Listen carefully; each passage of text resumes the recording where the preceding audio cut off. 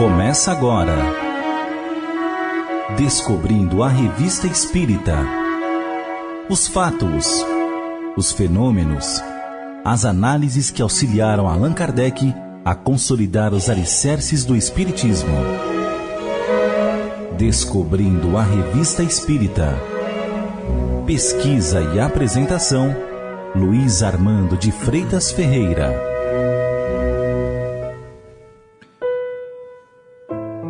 A carta da senhora Angelina de Auger, da cidade marítima de Marennes, região sudoeste da França, além de agradecer as preces formuladas em seu favor na Sociedade Espírita de Paris para seu restabelecimento das inexplicáveis e renitentes febres de que fora acometida por meses de forma intermitente, relatava fato curioso que vivenciara.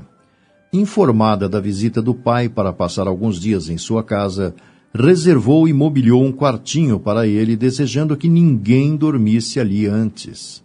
Conta que desde o momento em que manifestou tal pensamento, teve a intuição de que quem se deitasse naquela cama morreria, ideia que passou a persegui-la incessantemente, oprimindo seu coração a ponto de não ousar mais ir àquele quarto. Contudo, na esperança de se desembaraçar dela, foi orar junto ao leito. Julgou ver ali um corpo e, na intenção de se assegurar tratar-se de uma ilusão, levantou os lençóis, nada mais vendo.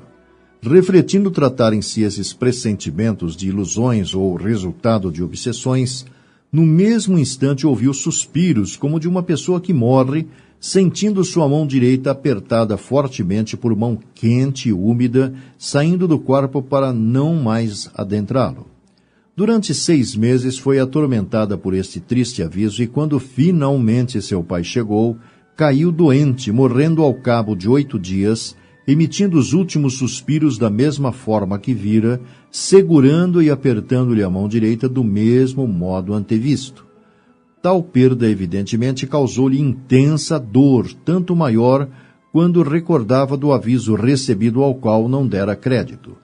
No número de janeiro de 1868 da Revista Espírita, encontramos um artigo escrito por Allan Kardec abordando um interessante fato. Logo no início destaca 2 pontos. Primeiro, a importância de se orar pelos doentes. E, segundo, uma nova prova da assistência dos espíritos pela inspiração. Destaca seja talvez um dos gêneros mais comuns de mediunidade e que vem confirmar o princípio que todo mundo é mais ou menos médium sem o suspeitar. Seguramente, se cada um se reportasse às diversas circunstâncias de sua vida, observasse com cuidado os efeitos percebidos em si ou de que foi testemunha, não haveria ninguém que não reconhecesse ter alguns efeitos da mediunidade inconsciente. Considera, todavia, que o fato mais saliente é o aviso da morte do pai da senhora de Auger, e o pressentimento com que foi perseguida durante 6 meses. Sem dúvida, quando ela foi orar nesse quarto e acreditou ver um corpo no leito que constatou estar vazio, poder-se-ia, com alguma verossimilhança, admitir o efeito da imaginação. O mesmo poderia ser atribuído a um efeito nervoso provocado pela superexcitação de seu espírito. Mas como explicar a coincidência de todos esses fatos com o que se passou quando da morte do pai? Dirá a incredulidade: puro efeito do acaso. Diz o Espiritismo: fenômeno natural devido à ação dos fluidos cujas propriedades até hoje foram desconhecidas, submetidos à lei que rege as relações do mundo espiritual com o mundo corporal. Ligando as leis da natureza à maior parte dos fenômenos reputados sobrenaturais, o Espiritismo vem precisamente combater o fanatismo e o maravilhoso, que o acusam de querer fazer reviver. Ele dá dos que são possíveis uma explicação racional e demonstra a impossibilidade dos que seriam uma derrogação das leis da natureza. A causa de uma porção de fenômenos está no princípio espiritual, cuja existência vem provar. Mas como os que negam esse princípio podem admitir suas consequências?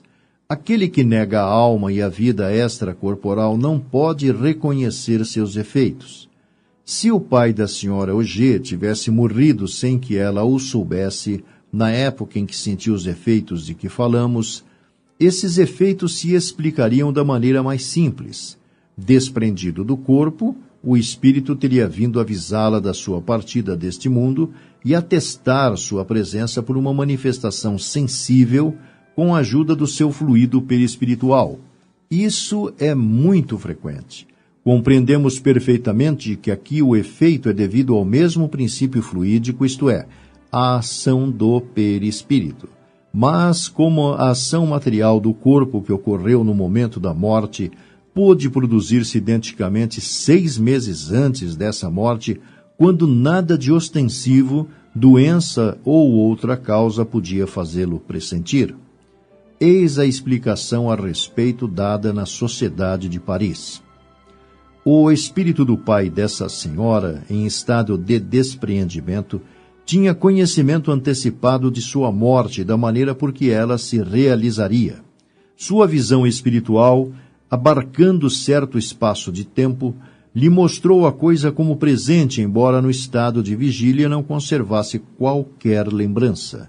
Foi ele mesmo que se manifestou à filha, 6 meses antes, nas condições que deviam se produzir, a fim de que, mais tarde, ela soubesse que era ele, e que, estando preparada para uma separação próxima, não ficasse surpresa com sua partida. Ela própria, em espírito, tinha conhecimento disto, porque os 2 espíritos se comunicavam em seus momentos de liberdade. É o que lhe dava a intuição de que alguém devia morrer naquele quarto. Essa manifestação ocorreu igualmente com o fito de fornecer um ensinamento tocante ao conhecimento do mundo invisível.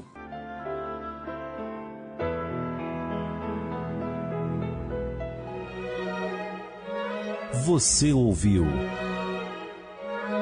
Descobrindo a Revista Espírita. Pesquisa e apresentação, Luiz Armando de Freitas Ferreira.